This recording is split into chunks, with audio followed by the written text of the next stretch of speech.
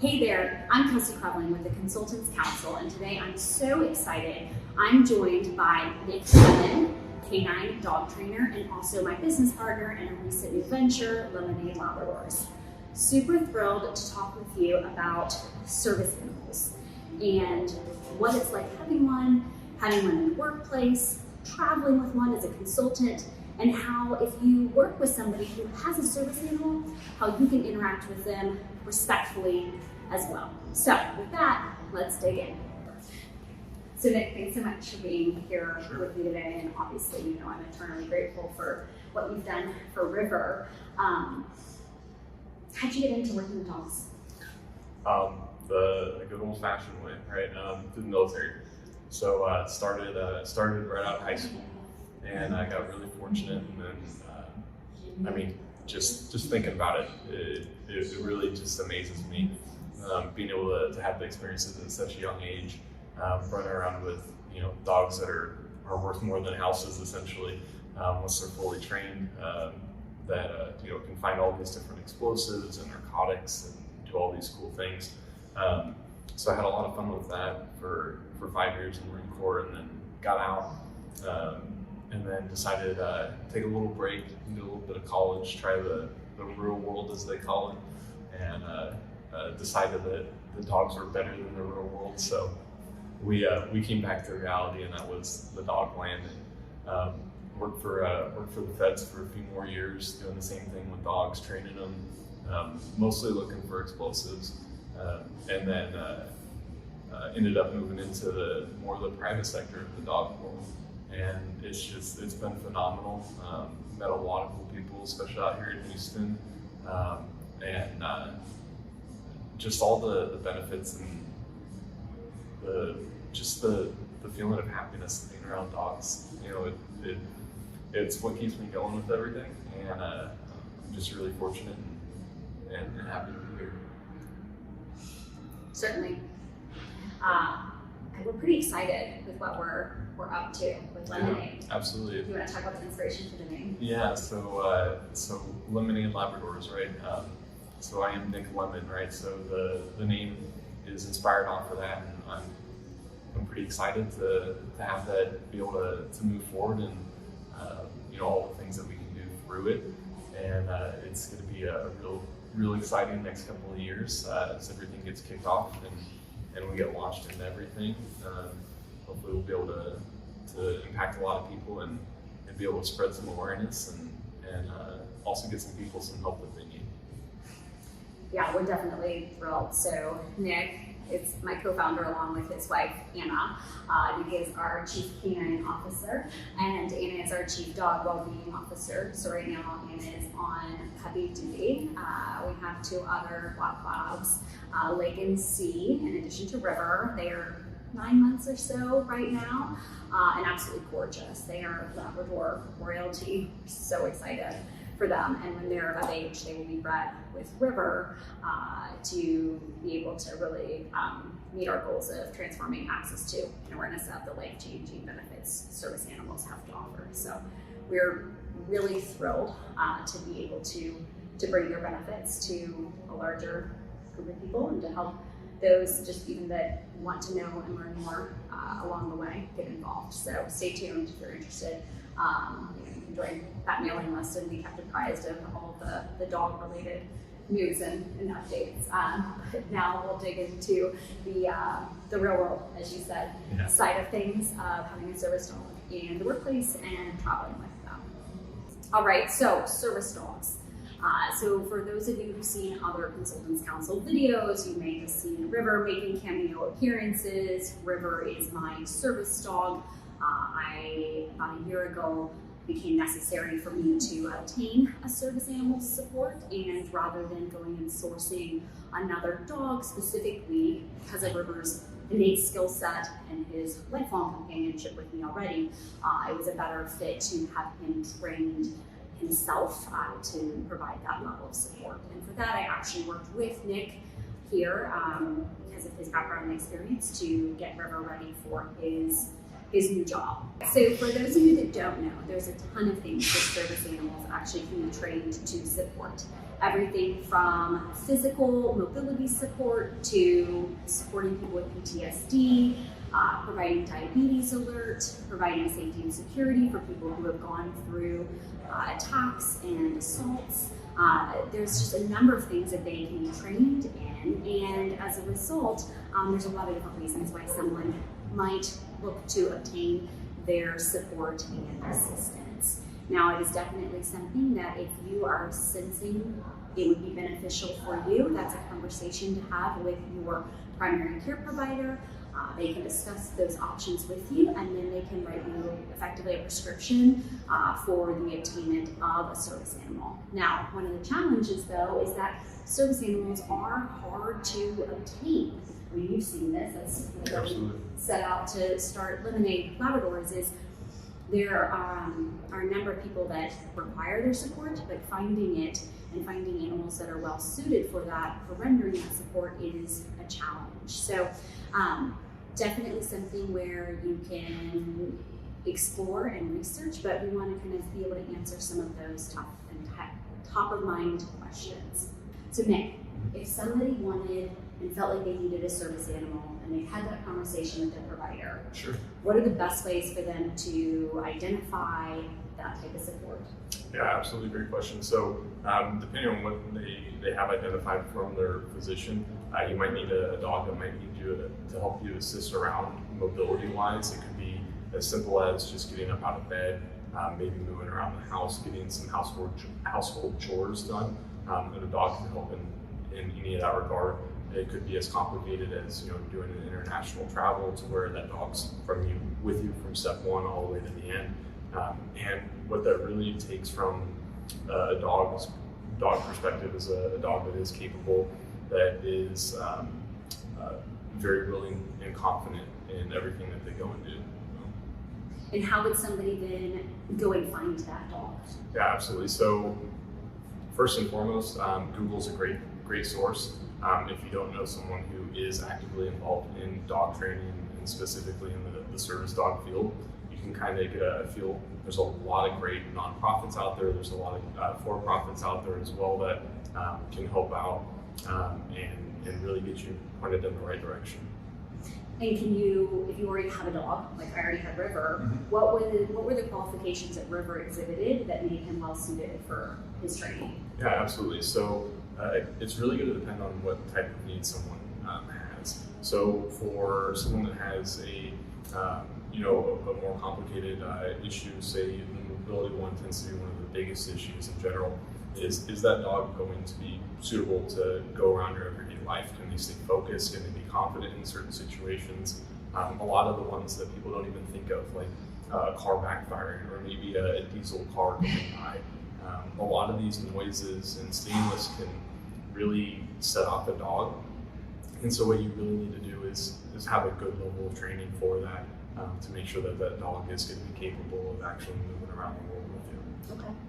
Now, in terms of training an animal and making sure that it is trained, are there formal certifications that a service dog needs to adhere to and be confirmed by, or are there other ways to go about having a dog trained and ready for service? Yeah, great question. So as of right now, there's no legal verbiage whatsoever for service dogs, and I think that leaves a huge gray area. Just for example, and anytime that I'm taking my dogs out, I can't tell you how many times I've been stopped by an employee at a store and has approached me in a way that it's not allowed federally, right?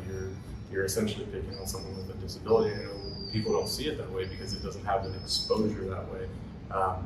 But unfortunately, there is nothing in place at the moment. The best thing that you can do is go to someone who is reputable, someone who is going to be there from start to finish, who is going to be able to assist you with everything. There are a lot of third-party websites out there and small certification bodies that can give you some form of identification to make yourself a little bit better known if you are approached in that public situation. But ultimately, we do need to bring more awareness. That way, those situations just don't occur, period. Right. Well, and that's something that we're really looking to change with our venture Lemonaide Labradors. So because of my need for River and finding out that it's really hard for people to obtain the support that they need, that there is so much grayness, if you will, in the realm of service dogs. There's a lot of people that just go buy a vest on Amazon and put it on their dog and trying to act like they're passing them off as having training to support their disability. And that there is not really great overarching regulations and rules that support their education and their confirmation of their skills. That's something that with Lemonaide Labradors, we're looking to transform the awareness of the life-changing benefits that service animals offer. But as a result of that, that also includes lobbying for legislation and changing people's awareness and understanding of what it means. Because for people who require the support and care of an especially trained service animal, having then someone with a pet that is wearing a vest that doesn't know how to behave appropriately in public spaces can actually be very dangerous. And so that's just really something that we would like to see change, because the life-saving and changing benefits that they render are incredible, and it's a detriment when they're not able to render the full capacity of their skills and when people don't understand how to interact with them. So that's my soapbox for sure. Absolutely, 100%. All right. So if you are someone who has a requirement for a service animal, and I'm somebody who I don't like the word disability, I certainly find it to be disempowering, and for me it feels very negative. I choose to see it as River makes me more able, so he's pro-ability, but that is a personal preference. But if you're somebody who requires their support and you believe that that would be beneficial for you, and you've worked with your physician to confirm that, and you've found a dog, and you've had that dog appropriately trained. Now, what is it like taking that dog with you in the workplace? We'll cover that kind of primarily. So this is now your companion that will be going effectively everywhere with you. And if you're a consultant, that means travel, that means at your client sites, that means going in places where you are not typically wearing clothing that you would be engaging with animals in. And so how do you navigate that effectively? What does that really entail? A lot of practice. It does. It was certainly an adjustment getting used to River, and actually, I mean, I think at first it was because I knew him already as my pet previously. I didn't at first trust his training, and that's unfair to do. But I was always, at first I was nervous. What was it going to be like? How was I going to adjust to this new environment? How are people going to interact with me? And I'm sure you've seen it. I mean, do you feel like you get treated differently? Absolutely. Yeah. 100%. It's kind of hard not to, right? You're walking around, especially when you've got a really good black cloud like River. It's really hard not to turn some heads and to maybe elicit some responses that you wouldn't get otherwise. Yeah. I regularly get questions of, "Oh, are you training him?" Which, guess what? That's not a considerate question to ask, because that's just showing that you don't think that I look like I could have a reason to have a service animal. But actually, there's a lot of reasons, as we articulated, that are not visible, that actually can certainly necessitate the use and support of an animal. 100%. So, while that might seem like a considerate question, it's not.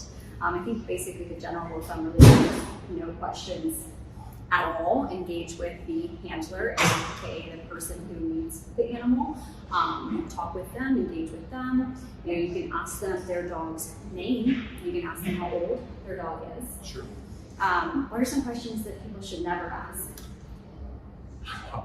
What does your dog do? Right, it seems to be one of the most common ones you'll get a lot from children. Mostly, it's what does your dog do? And most of the time, you can brush those off pretty easy with he helps me in my life and something simple like that. But that seems to be the most varying. Sometimes you'll get just the adult or the random passerby who just wants to impress you about it, and that tends to be the biggest one that I come across personally, or if I'm out training with the dog.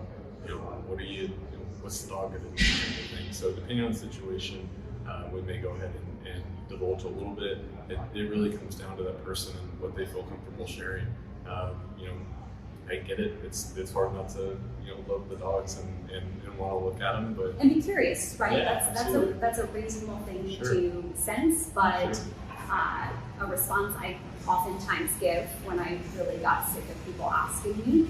Actually, I was on a flight one time, and I had a woman, after we got off the plane, come up to us at baggage claim, and she just, without any pretense or any interaction at all, just point blank asked me, "So what is he trained to do?" Yeah.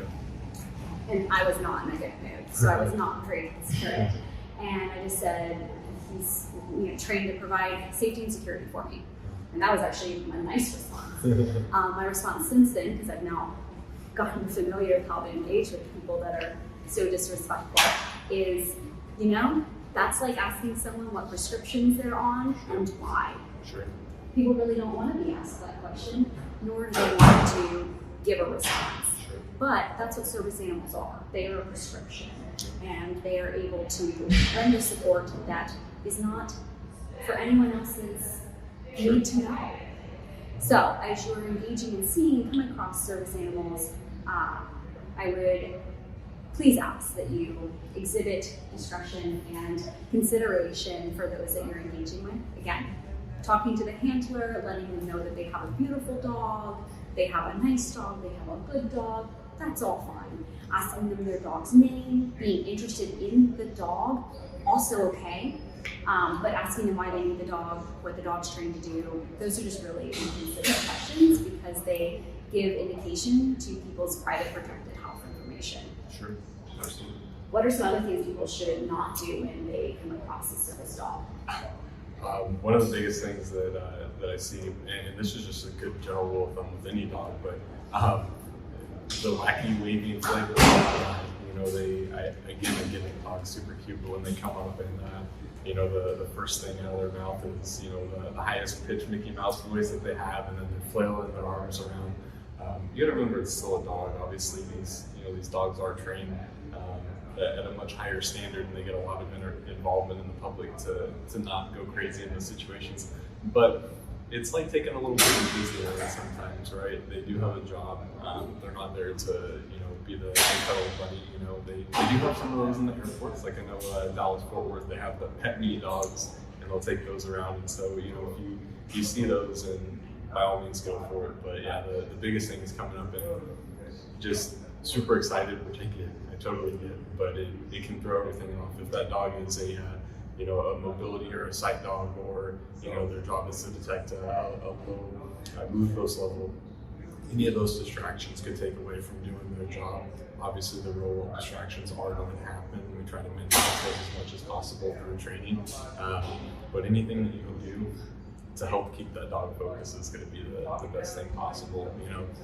Kind of think of it as a conversation that you would have with anyone else, right? If you're just shopping in the store and you just saw someone randomly, say they were in a wheelchair, and you went up to them and you struck up a conversation because they're in a wheelchair. Probably not the most considerate thing in the world, you know what I mean? If you want to talk to them as a normal human being, maybe offer some assistance, something of that nature, go for it. But yeah, just a little bit more awareness and consideration of what you are approaching. Some other things not to do when you're engaging with someone who has a service animal: don't just immediately talk, even not in a Mickey Mouse voice, to the dog. Yeah. Just leave the dog be. Now, there are certain times when I've had people who clearly have a need for River. They light up when they see him. They are so excited, even though they're resisting the urge to engage with him. And they may have something going on in their life that's pulling them that way. River actually is trained with a specific command that lets him know, I love this one, and it's go make friends.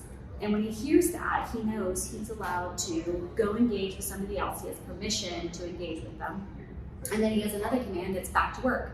and then he comes right back into being focused. And that's a way that when you're dealing with people who clearly are respectful, clearly are engaging, who clearly have a need to say hi to him, you can allow it in a really respectful, meaningful way. And that's something where people will ask, okay, I see that he has do not pet, like I totally get that.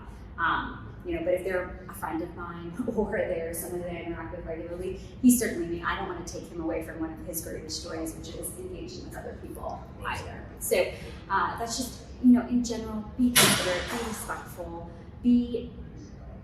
if you don't know what to say, don't say anything. And if you do, then just be respectful and talk with the handlers. It's really pretty simple. I know it's really hard though, because they're so cute and people love dogs, and generally the dogs that are working are, in my opinion, the best ones, right? Because they're just awesome. Hardworking dogs. Mm-hmm. And so it's tough to ignore them, but let them focus, let them do their job, and then let their handler have the respect of not having to feel completely out of sorts, if you will, or an anomaly for their use and possession of one. 100%. All right, so if you're dealing with travel, service animal, how does that change what you need to be ready for? It's a big adjustment. Absolutely. So first and foremost, make sure that you're familiar with the airline that you're flying with and what their service animal policy is. It's going to help you save a lot of time and money. In my experience, most of them don't know what their own policy is for flying with a service animal. So if you're prepared, then you don't have to worry about any of the nightmare situations that could happen. You can stand a little bit more confidently too when you are going through some of the stuff that they will put you through, not because they, want to be rude or anything, but it's just, it's clearly a lack of knowledge. You know what I mean? It's not a super common thing yet. And that's one of the things that we're working to improve on. But first and foremost, once you know their policy, it's really coming down to how long of a trip are you doing, what are the essentials that you're going to need. If you're on a frozen food diet, what is the transition food going to be? Do you have that on hand? You might have to take an extra luggage. You might have extra dog gear. Forget carry-on travel. That's just not a thing anymore. Yeah, unless all you're doing is packing for the dog, right? I think I can get away with that. I don't know if you can get away with that. Yeah, we have to check luggage now. Absolutely. So, you've got the luggage consideration, you've got the food situation, what is your vet situation once you get to the location that you're going to? Do you know who could be a primary place to go in the event that something does happen, and that's at each spot that you go to. What if you have a layover on the way? So you need to be prepared with that information as well. As well as, when you are traveling through those airports, where are the potty relief stations? Do they have any? If they don't in that airport. They don't have enough is the answer. Yeah, the big ones, most of them are for the most part, they're pretty good, but there's definitely... far away. They're only in like one, maybe two terminals. So then if you're landing, for example, in Houston, and you're landing at B and you're at C, it's you're having big to transport. time. Yeah, absolutely. So that comes into the next point, is, are you getting there early enough to get through security, to get all your extra checked baggage through? Any of the extra considerations that could happen when you're going through TSA, having to strip everything down, and they might put you off onto the side because maybe it's a crew that hasn't dealt with this a whole lot, so they're trying to figure out what's the procedure to handle everything to get you through just security. So time is a big constraint as well, so making sure that you leave yourself more than enough time, at least till you get the hang of it, have a couple trips, and then you have a pretty good feel for it if you have your home airport, for example. And then once you are traveling around the airport, is it a long travel day or is it a short travel day, right? Things that you might have to consider is, do I need to give my dog some food now or some water now? How much water, how much food? Because we don't want to be playing this bathroom game with them as well. So there's a lot more that goes into it just on the prep side before you even physically get there. Now you get to your destination and you've got the rental car. right? So sometimes, again, this just comes with awareness of everything. You might have to go into this whole back and forth with the rental car company. It's my service dog. Traveling with more paperwork will help as well. Any doctor's notes, identifications, things like that will make things a lot smoother. And so you got that. Now you get to the hotel. Now you got to deal with it again, right? There's my service dog. Depending on the chains, I've noticed that the bigger chains typically have a little bit better awareness of what's going on. Typically, so my first flight actually with River coming out of Houston, we were all prepared to go, had River's form filled out. I called the airline ahead of time to let them know that he was going to be traveling with me, confirmed all of that with no issue, and we get through security just fine. We get to the gate, we board the plane, and as we're on the jet bridge, walking to our seats, the gate attendant comes running down the gateway and pulls us off the plane. Mortifying, right? Ma'am, you cannot have a dog on this flight. Meanwhile, he's clearly identified, he's had all of his paperwork. I even stopped at the gate when I went to get on the plane, let them know, hey, I have my service dog, do you need anything from me? No, you're all good. There was another gate attendant who had come to take over that flight who was not aware, who was not paying attention. Sure. And so then I had to stand there while everyone else boarded the plane, and while she then went to go get a manager who was mortified that was how they treated the situation, and immediately after we back onto the plane. Had all of my documentation, had my physician's note, that this woman was unfortunately uneducated on what the proper protocols were for allowance onto the flight with my service animal. And so that's just, it's really tough. That was my first flight with him. And so I was adjusting up and to all of it too. And so just kind of stood there waiting patiently, thinking, oh my goodness, well, now we're not going to have any room. It's awkward and embarrassing too. It's not ideal. So the more that organizations and people are well educated on how to handle the situation, makes it all a lot better. Another example, recently we were just traveling to Dallas, and our hotel, he's clearly, indicating his job with his vest. The hotel never said anything to me about it, but then afterwards I checked my bill because it's really high, and they charged me a $150 pet fee, which they're not legally allowed to do. Right. And so they never asked, is this a service dog? Never made any discussion around that, but they had issued fees and they all of that and popped out. So those are some things that just, unfortunately, you will likely experience. And so, and to your point is having all of your documentation in order and being prepared with just respectful responses of how you move forward. I was accosted at a restaurant one time by someone who was a hostess and just was not aware and wouldn't let me into the restaurant, wouldn't let me order at the counter. Oh, ma'am, we can have you seat over there and we'll give you table service instead. No, I'll order at the counter with everyone else. Well, that's not comfortable for the rest of our guests. Well, that respectfully does not matter. That's against the law.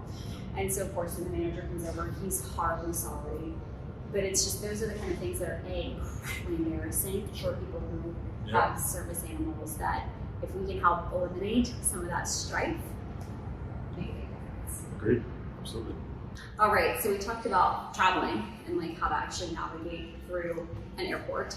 I've definitely had times where TSA, to your point, they have different requirements depending upon the airport, depending on the staff, where they're fine with him wearing all of his gear through the metal detectors and they just pat him down. But at other times where they want him to fully strip, take all this stuff off, and then walk through. So that's certainly something that he's trained to be able to do. River went on test flights with Nick before he ever started working with me. But those are things just to prepare yourself for. And to your point, giving yourself enough time really just makes a huge difference. The crucial step, I think, in all of it. It is, and also direct flights. Yeah, it just, whenever you can. That is just, it really becomes a necessity. Also, the time of day that you choose to fly is really helpful too, because early morning flights typically are a little bit tougher to get up and out the door for when you have a service dog, because you need to be able to make sure that you're giving enough time in the morning to work them out and to make sure that they're ready to be able to work and engage. And when you're taking a 5 a.m. flight, that's a much harder thing to do. Sure. Also, end of day flights, those are the ones that are most often delayed. And so, are you putting yourself in a position now where you're going to be delayed and delayed and delayed, and then having flight cancellations, etc. So, anything you can do to just kind of mitigate those risks when you're traveling certainly helps. Also, depending on the size of your service dog, flying first class with us is now a necessity. It used to be a luxury.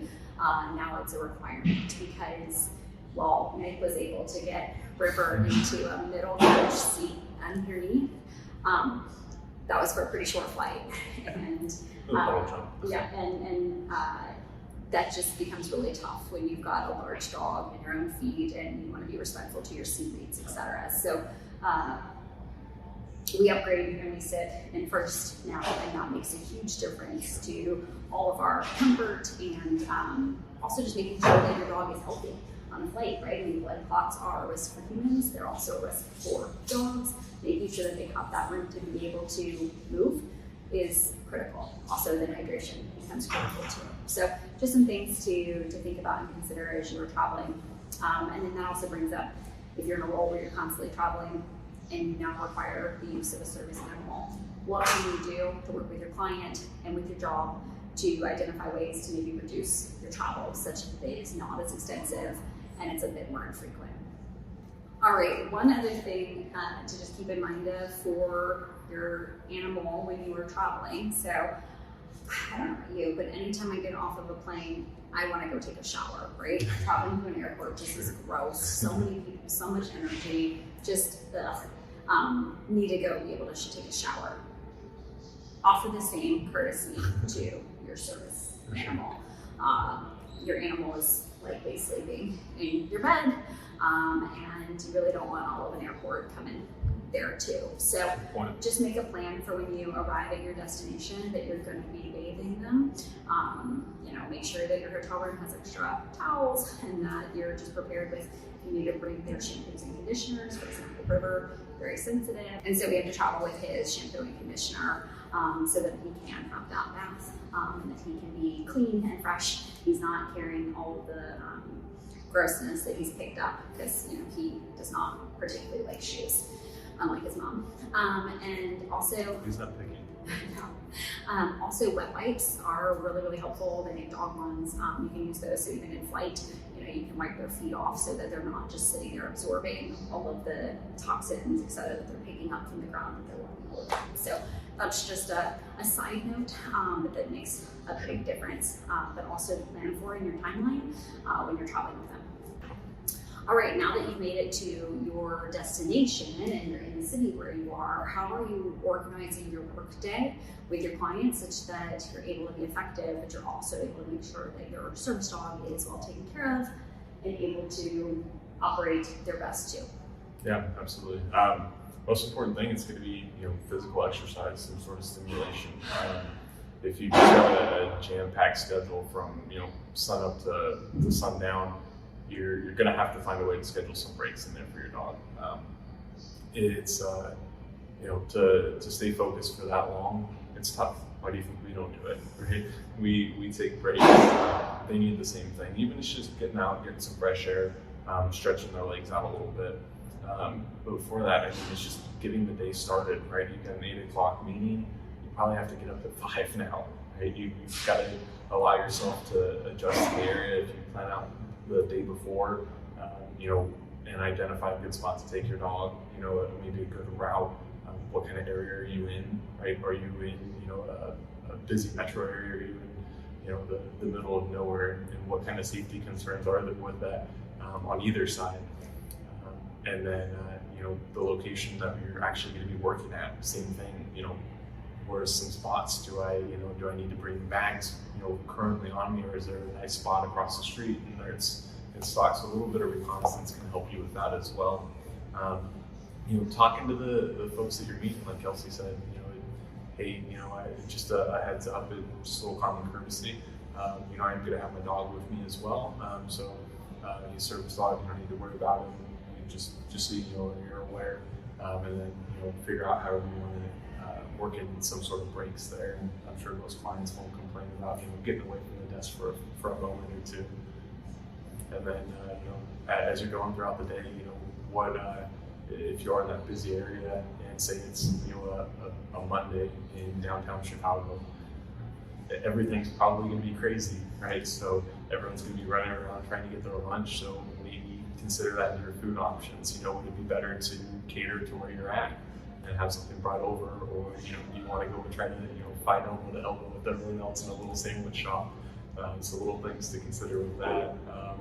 And then ultimately at nighttime, how am I going to get my dog his evening exercise? Again, the safety concern. Am I good there? What sort of nightlife am I going to be, having to engage with my clients outside of the actual workspace too? We need to go, talk a little bit more and have an after-hours meeting.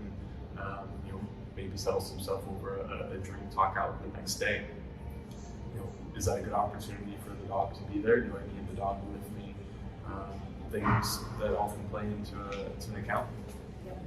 Well, and so for me, the way I try to schedule my days is, to your point, I have to wake up much earlier in order to make sure that he gets a workout. So for example, when we go to Chicago, we're up and we're going for a run along the Lakeshore Drive, along the water. And then it's okay, he's had his breakfast, I've had coffee. Room service really becomes a friend because Sure. It's so much easier to just navigate. You have fewer things to consider, and you can be eating while you're getting ready, and your dog's eating and having their breakfast, and that just becomes easier to manage. Then you also have to take into account Ubers or rental cars, so we have parking, etc. So being ready for that. I've had Uber drivers who don't know the rules and are, like, oh, I can't drive you. It's like, no, you can. And so then that's fun too, because you're like, well, I don't really want to be in a car with somebody who's so confrontational and inconsiderate. So these are all things to take into account. And then definitely, I used to be very scheduled when I would travel. It would be, first thing breakfast meetings with clients into full days of work sessions with a lunch, with a full afternoon, with then you're going to a dinner, and there's no downtime. I can't keep that pace anymore. It's not healthy for me, just period. But also it's certainly not healthy or feasible for River. And I think, while it is, one could see it as an inconvenience, those benefits and support that he renders are so worth the change in my schedule.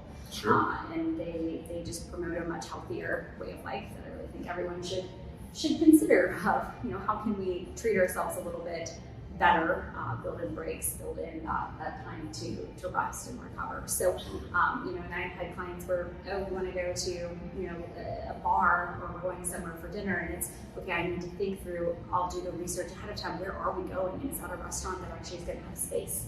Sure. So for example, I've got clients in New York. Well, New York restaurants aren't typically known for being spacious. Not a lot of room in those. No, there's not. A lot of the hotels, I'll research, okay, this hotel is close to green space, or it's close to, the Battery Park City, or things like that. I can have room where I can have him be out and about versus, trapped. Also, for example, public transportation. Sure. Subways and the L, those are things to navigate as well. And, for me, I generally just choose to take Ubers when possible, just because navigating all of that becomes a challenge. Also, while he is trained to take escalators, he doesn't like them. I don't like them either. And so You watch enough videos, they freak you out. Yeah, they freak you out. And while that might be fine when there's no traffic or not too many people, when you're in a space with a ton of people, that becomes just sensorily overwhelming. Sure. And so these just become things to be mindful of as you are traveling and navigating different cities that are not your home. Sure. Yeah, absolutely. That's a good reason for the dog as well. Provide that level of comfort and be that base and that foundation as you are in a new place. Certainly.